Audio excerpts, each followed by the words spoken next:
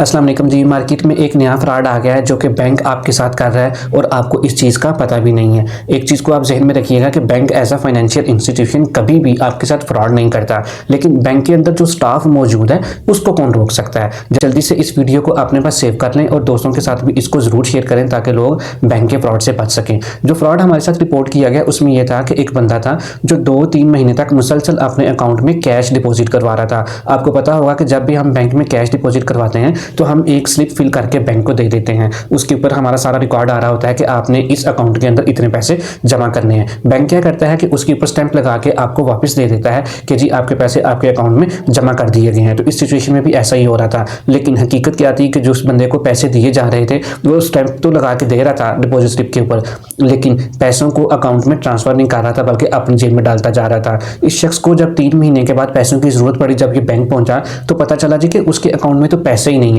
जब सिचुएशन को ज़्यादा प्रोब किया गया तो पता चला कि वो बंदा बैंक छोड़ गया था और बल्कि मुल्क से भी बाहर चला गया हुआ था, और वो पैसे तो इस बंदे से लेता जा रहा था और डिपॉजिट स्लिप के ऊपर स्टैंप भी लगा के दे रहा था, लेकिन पैसे वो अपनी जेब में डाल रहा था, बैंक के अकाउंट में जमा ही नहीं करवा रहा था। इस बंदे के लिए बहुत ज़्यादा परेशानी बनी। बाद में वो डिस्प्यूट में गया, उसका अच्छा खासा टाइम वेस्ट हुआ। तो अब आपने इस सिचुएशन के अंदर इस फ्रॉड से बचना कैसे है। जब भी आप बैंक जाएं तो सबसे पहले आप बैंक से ये कहें कि आपने मुझे जो डिपॉजिट स्लिप देनी है उसके ऊपर जो स्टैंप लगानी है वो हाथ वाली तो आपने लगानी ही लगानी है, लेकिन इसके ऊपर एक एडिशनल स्टैंप लगाएं जो बैंक के सिस्टम में से प्रिंट होती है। जैसे ही बैंक उस डिपॉजिट स्लिप को अपने सिस्टम में से गुजारेगा तो उसके ऊपर एक प्रिंट आउट निकल आएगा, प्रिंट कर दिया जाएगा जी कि आपके पैसे बैंक के अकाउंट में डिपॉजिट हो गए हैं, और वो आपके पास एक वैलिड सबूत होगा कि आपके पैसे वाकई आपके अकाउंट में चले गए हैं। दूसरा काम आपने ये करना है कि आपने बैंक में पैसे जमा करवाने के बाद अपने बैलेंस को भी ऑनलाइन ऐप में ज़रूर चेक करना है कि आपका बैलेंस बढ़ा भी है या नहीं। अगर नहीं बढ़ा तो आपने फ़ौरन बैंक को